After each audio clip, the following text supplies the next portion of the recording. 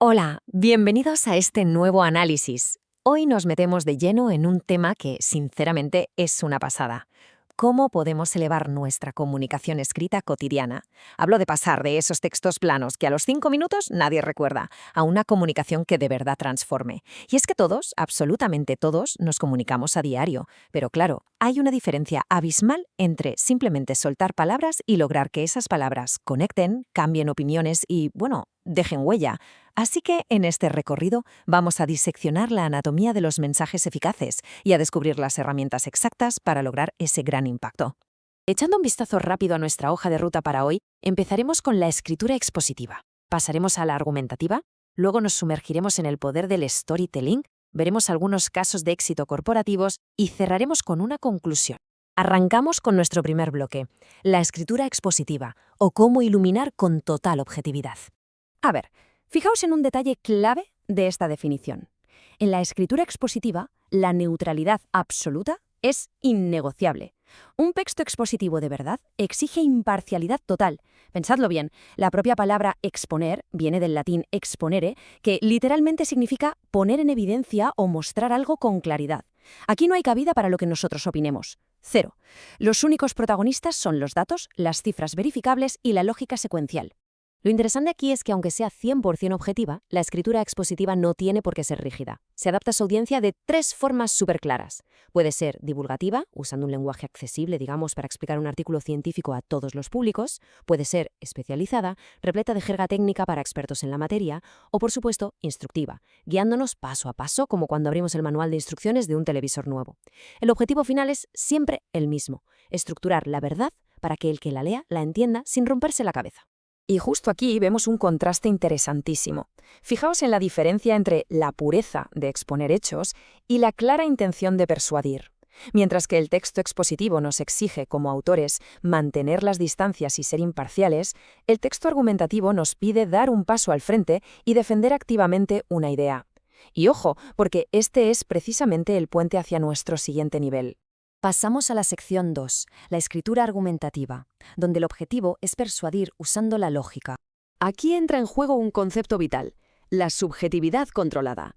¿Qué significa esto? Pues que sí, tomamos una posición firme, pero, y esto es importantísimo, esa postura tiene que estar anclada totalmente en una lógica rigurosa y en datos que se puedan comprobar.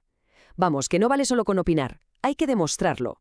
Presentamos una tesis y la respaldamos con argumentos de autoridad, con estadísticas, e incluso nos adelantamos a lo que van a decir nuestros detractores para blindar nuestra postura desde el minuto 1. Eso sí, para construir un argumento a prueba de balas tenemos que esquivar sí o sí estas trampas del razonamiento. Hablamos de las falacias lógicas, que básicamente son argumentos inválidos disfrazados de verdades absolutas. Por ejemplo, el famoso ataque ad hominem, que en vez de debatir la idea, ataca a la persona que la dice. O la falacia del hombre de paja, que no es otra cosa que distorsionar de forma ridícula la postura del oponente para derribarla fácilmente.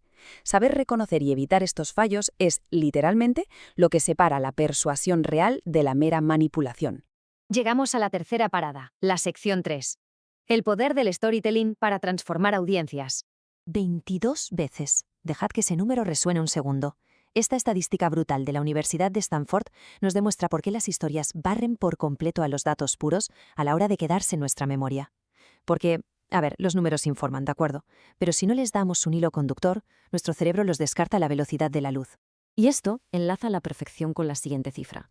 Alcanzamos un 65% de retención si la información viene en formato historia, frente a un triste 10% si solo lanzamos datos sueltos al aire. ¿Y por qué pasa esto? Básicamente porque una narrativa enciende a la vez las áreas motoras, sensoriales y emocionales de nuestra mente. El cerebro no solo procesa la información matemáticamente, sino que de alguna manera la vive. Así que, viendo esta definición, queda clarísimo que el storytelling no es solo para entretener. Para nada. Es una herramienta súper estratégica que mezcla psicología y literatura con un fin muy concreto. Nos presenta un conflicto, nos da unos protagonistas y busca unas emociones específicas para simplificar conceptos que de otro modo serían infumables. ¿Y todo esto para qué? Pues para empujar a la acción. Si os fijáis, toda gran historia, desde los mitos antiguos hasta la última peli de Hollywood, sigue este famoso arco de 6 pasos de Joseph Campbell, el viaje del héroe. Pero lo alucinante es cómo esto encaja como un guante en el mundo de los negocios o la educación. Pensadlo así. Un cliente arranca en su mundo ordinario con el problema de turno. Luego, Aparece un producto o idea que hace de llamada a la aventura. Supera sus dudas iniciales en el cruce del umbral. Pone a prueba el servicio durante la prueba mayor. Y al final llega a ese retorno transformado, con una vida mucho más fácil. Es un calco. Vamos con la sección 4, casos de éxito corporativos. La narrativa en acción. Para bajar todo esto a la tierra, fijaos en cómo las marcas top utilizan esta misma estructura. Este cambio de mentalidad es rentabilísimo. Cuando Nike decide dejar de dar la chapa con las características técnicas de sus zapatillas y empieza a contarnos historias de superación personal, sus ventas pegan un salto del 30%. O mirad el caso de Dove. Rompieron moldes hablando de belleza real y diversa y pasaron de valer 2.500 millones a 4.000 millones. ¿Y qué me decís de Airbnb? No te venden alquilar una habitación, te venden la historia de pertenecer a cualquier lugar gracias a conexiones auténticas. El resultado, una valoración de 31.000 millones. Queda claro, ¿no? La verdadera historia es el cliente, no el producto. Es que el contraste visual que tenemos aquí es abismal.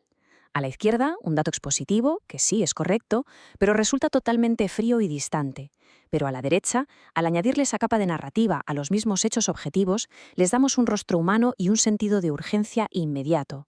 Pasar de hablar de simples aumentos de temperatura de 1,5 grados a hablar de comunidades enteras transformadas por perder el 40% de sus glaciares es el ingrediente secreto que hace que un mensaje pase directo de la cabeza al corazón y se quede ahí. Y llegamos ya a nuestro último bloque.